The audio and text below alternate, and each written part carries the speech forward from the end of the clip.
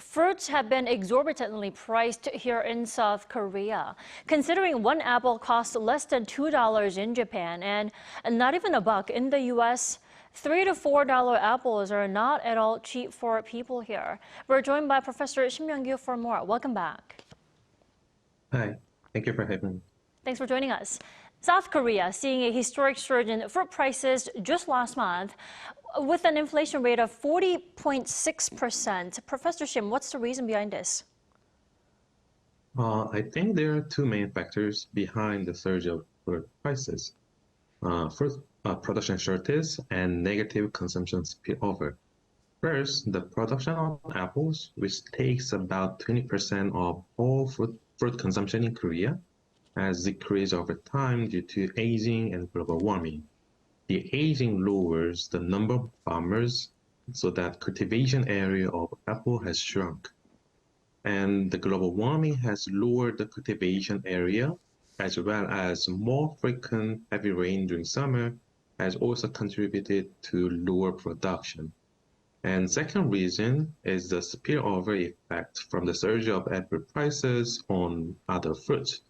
Because apple has become more and more expensive, consumers have tried to substitute apple with other fruits like tangerine.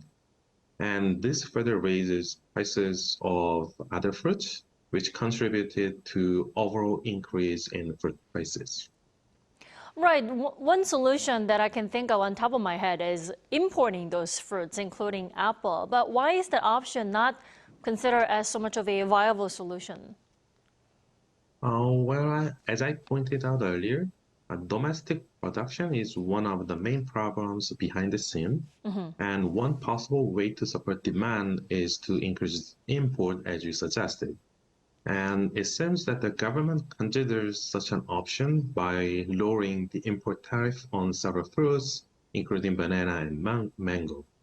I think this is a clearly good option, but this cannot be a permanent solution because it will impact the income of the farmers, as well as it can also introduce new plant diseases to Korea.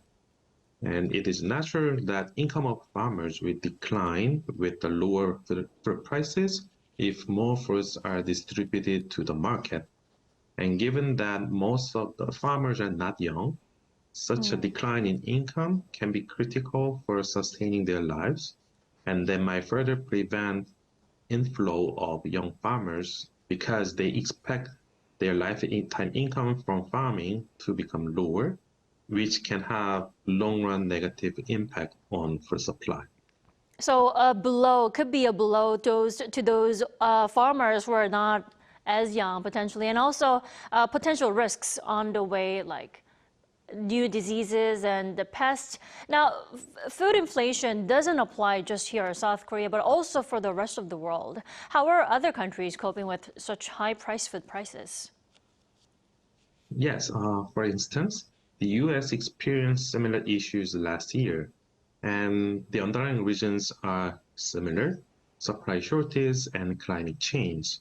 The recent surge in overall price level has led to a higher labor costs, and geographical risk in several regions, including Ukraine, has increased the price of meal and the others.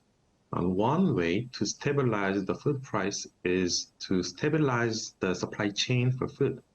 Since the outbreak of COVID-19 and the Ukraine-Russian war, the supply chain for food has been disrupted a lot.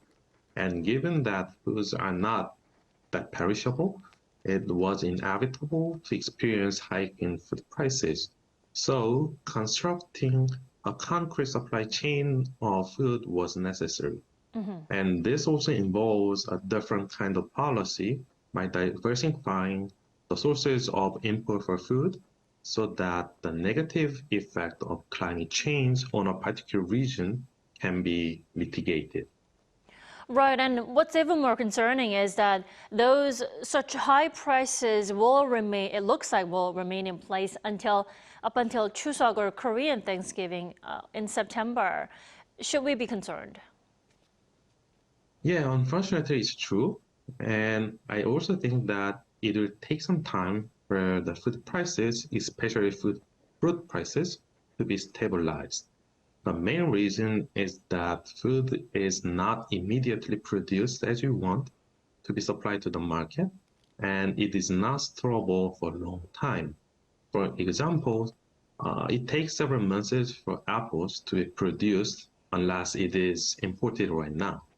But as I pointed out earlier, it's not that easy to import lots of foods immediately, implying that food prices cannot be fully stabilized until new products are supplied early fall. Professor Shim, before I let you go, any tips for wise food shopping for those fruit lovers out there, including myself? Well, I can think of two options. One simple answer would be to spend more time to search for food prices more regularly. Either online or offline markets provide discounts for food from time to time, especially on the items whose conditions are not that good. And a regular price check can help consumers to save their money. I also suggest using services to deliver foods, especially fruits and vegetables, directly from the local producers. Since it does not involve immediate risk, it would help consumers to spend less on food, I hope. All right, Professor Shim, thank you so much for those tips and for your insight this morning. We appreciate it as always. Thank you.